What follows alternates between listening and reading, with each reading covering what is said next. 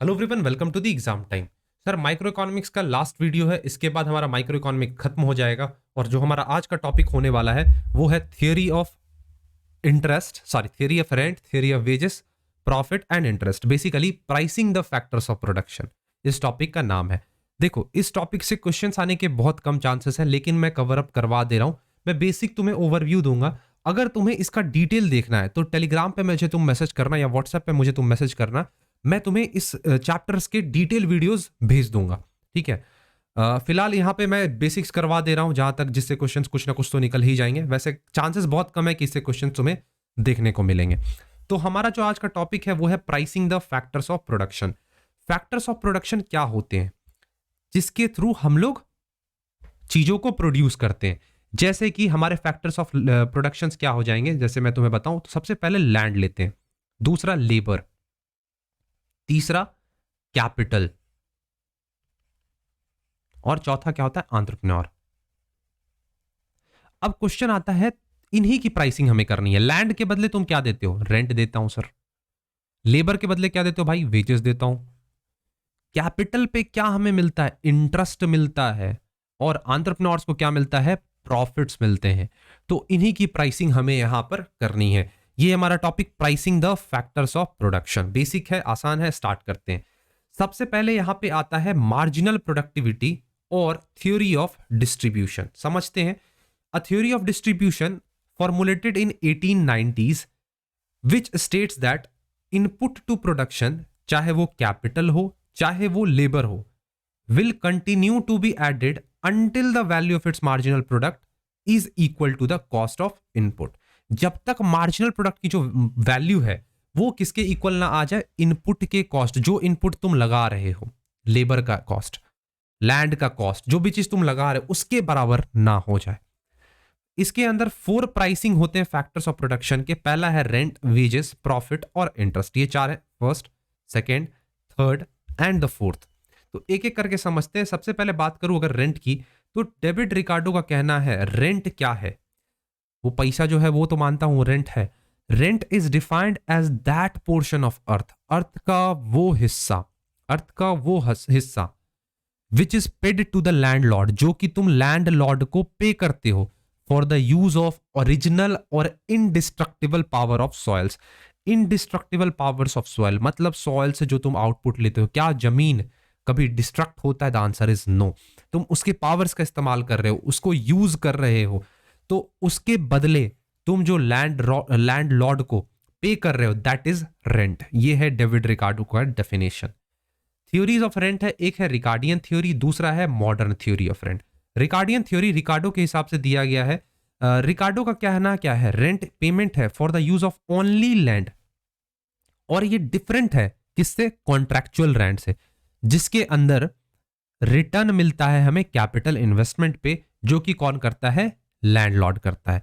जैसे कि वेल्स के लिए हो गया, कुएं जो होते हैं, इरिगेशन हो गए, तो उसके बदले हमें क्या मिलता है? रिटर्न्स हमें मिलते हैं ना, beside the use of rent.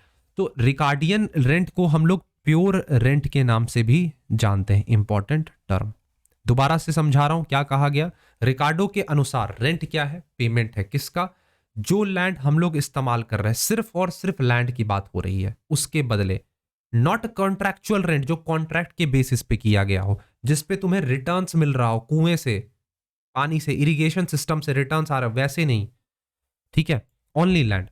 Modern theory of rent क्या कहता है? द रेंट क्या है? ये डिफरेंस है तुम्हारे एक्चुअल अर्निंग्स और transfer earnings.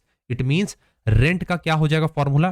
Present minus transfer earning. अब क्वेश्चन आता है ट्रांसफर अर्निंग क्या है, तो एग्जांपल से समझते। सपोज करो एक पर्टिकुलर एरिया में एक लैंड पे कॉटन कल्टीवेट किया गया, जिससे कि आउटपुट निकला 15,000 का।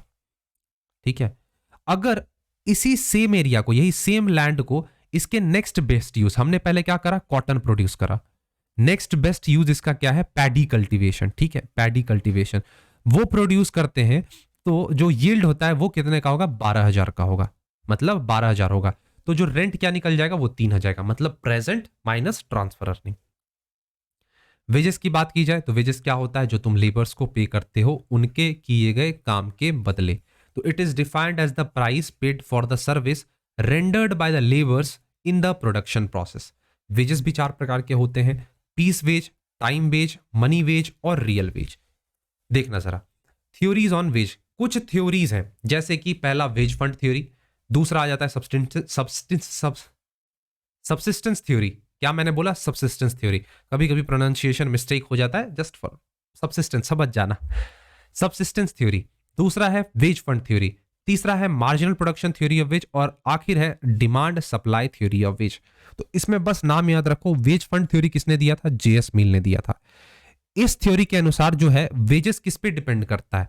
वेज डिपेंड करता है बिटवीन पॉपुलेशन एंड कैपिटल, इन दोनों का प्रोपोर्शन निकलता है। तो रेट ऑफ वेज कैसे डिटरमाइन किया जाएगा? वेज फंड डिवाइड करो कितने वर्कर्स हैं आपके पास, वेज फंड तुम्हारे पास वेज फंड कितना है और वर्कर से तुम डिवाइड कर दो, तो ये किसके बीच का प्रोपोर्शन हो जाता है? ये पॉपुलेशन और कैपिटल के बीच का वो हिस्सा हो जाता है।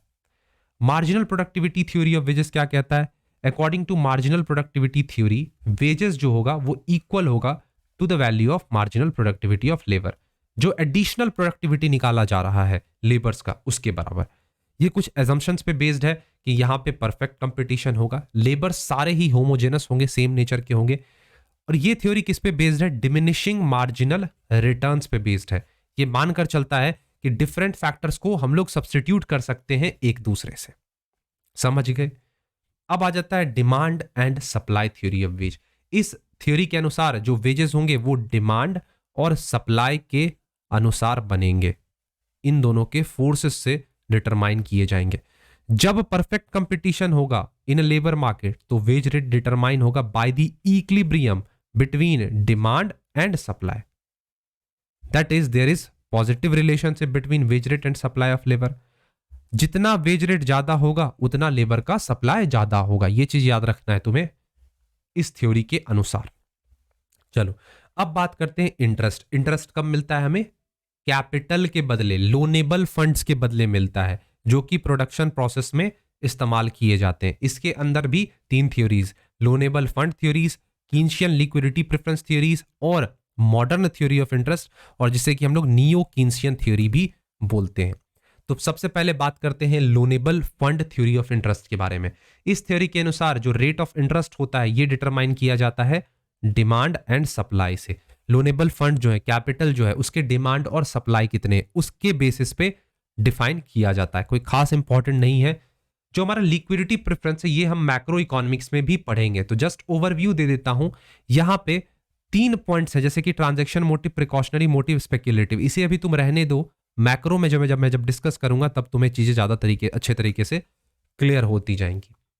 मॉडर्न थ्योरी ऑफ इंटरेस्ट और नियो कीन्शियन थ्योरी, इसमें इस थ्योरी के अनुसार 4 डिटर्मिनेंट्स होते हैं। पहला सेविंग, दूसरा इन्वेस्टमेंट, तीसरा लिक्विडिटी प्रेफरेंस और चौथा सप्लाई ऑफ मनी।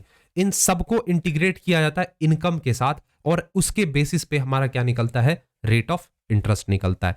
तो ज्यादा तो कुछ है नहीं इस चीज में। और भी कुछ पॉइंट्स है जैसे कि तुम्हें बता दूं, in order to achieve the above the modern theory has involve 2 curve, IS curve और LM कर्व। तुम्हारे सिलेबस में है। इसे जब मैक्रो में पढ़ाऊंगा, देखो ये जो लास्ट वाला था ना इंटरेस्ट वाला, ये मैक्रो से बहुत ज्यादा रिलेट कर रहा है, इसीलिए मैं यहाँ पे इसे कवर अप नहीं कर रहा हूं। तो इसको हम लोग करेंगे उसमें डिस्कस। अब वीडियो में आगे बढ़ने से पहले बताऊं कि CUET PG ultimate batch launch है। जो भी बच्चे प्रिपरेशन करना चाहते हैं वो ज्वाइन कर सकते हैं एग्जाम टाइम के अल्टीमेट बैच को। लाइव प्लस रिकॉर्डेड लेक्चर्स मिल जाएंगे, PDF नोट्स मिल जाएंगे, ऑनलाइन टेस्ट करवाए जाएंगे, डाउट सेशंस है और PYQs मैंने इसमें डाल दिए हैं सारे। तो जाकर इस कोर्स को एंजॉय करो, कंप्लीट करो अपने सिलेबस को। तुम्हारे डाउट्स वगैरह रह जाते हैं तो इस नंबर पे कॉल करके पूछ लिया करो। सो मिलते हैं अपने नेक्स्ट वीडियो में। अच्छा, एक इंपॉर्टेंट चीज, ये कोर्स तुम्हें मिल जाएगा एग्जाम टाइम ऐप पे स्टोर सेक्शन के अंदर। सो एंड करते हैं अपने आज के सेशन को, मिलते हैं अपने नेक्स्ट सेशन में। तब तक के लिए thank you, bye bye and take care.